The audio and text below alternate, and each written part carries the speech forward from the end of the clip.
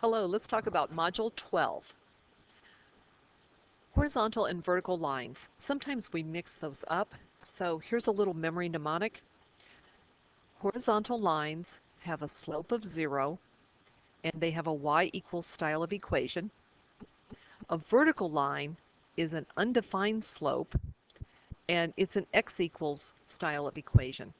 So if we only have one variable, we want to get the variable by itself on one side. I've got x equals 3. It's an x equals equation, so that's a Vux line, so it's vertical. So I have to make it up and down vertical through the 3.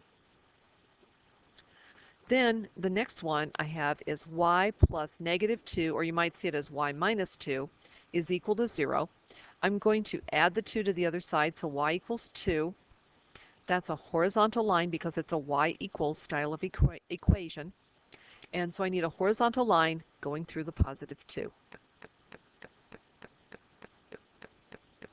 If we're graphing inequalities, then we can either decide if we need solid or dashed, and we'll decide where to shade. Solid lines are less than or equal to, they have this equal to, so you're including the line, or greater than or equal to. And dashed doesn't have the equal sign under it, and so that means a dashed line. We don't include the boundary. The first example is 2x plus 3y is less than or equal to 6. So I'm going to get this into y equals mx plus b style. So get it into slope-intercept form. So I'm going to subtract the 2x over to the other side. Then I'm dividing by 3 to get the y by itself. If I have the y by itself here, my slope is negative 2/3. So I have to have a downhill line. Make sure it's downhill. You don't want it going uphill. That would be a positive slope. And my y-intercept, the b value, is 2. So I'm going to go to the 2 and put a dot on my y-axis. And then I'm going to go down 2 and over 3. Those are my 2 points. And I'll draw my line. It's a solid line because it's less than or equal to. And then go back to the y-intercept. Go right here to the y-intercept. And it says I want y's that are less than, this looks kind of like an L, kind of squished, but less than. Y's are less than what the line is.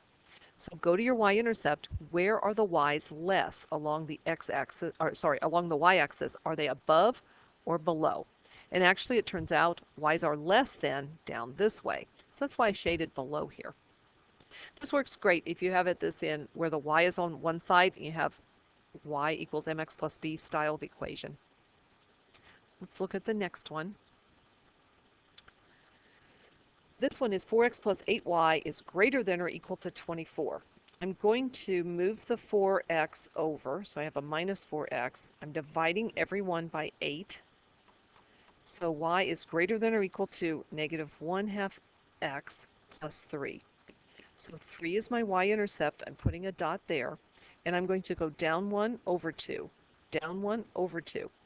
Now, remember, this is a negative slope. That's why I'm going down 1 and over 2 to the right so that I get a downhill line. It's also greater than or equal to, so I want it to be a solid line. And then I go back to my y-intercept and I ask the question, where will I shade? I want the y's to be greater than or equal to this line. Where are y's greater? That's above on the y-axis. So that's why I'm shading up here. Also, one more thing is, remember, I don't think I have an example on this sheet, but remember, if this were a negative 8 here, and I were dividing by a negative number, that would change the direction of the inequality. So don't forget about that too. And I think, is that it? Let's see. I thought I had one more. Oh yeah, here's one more. So I'm given that negative x plus y is less than 0. I'm going to get the y by itself, so I added the x. My slope here is 1 over 1. I have a slope of 1. Remember, when we write it, we use just a 1. We think about it as a fraction, rise over run, so I would think 1 over 1. I wouldn't write it like this otherwise. And my b value is 0, so my line's going to go through the origin, and I'm going to go a positive slope, up 1 over 1, up 1 over 1. And I have a dotted line because its y's are less than, not equal to. So I'm going to go to my y-intercept, and I need to shade where y's are less than x. Y's are less than the line. that happens down in this direction. So you're actually, when you're doing the decision about shading, you're going to the y-intercept and you're deciding, am I going to be above or below? Don't think left or right. Think above or below on the y-axis. I hope this helps. Thanks for listening.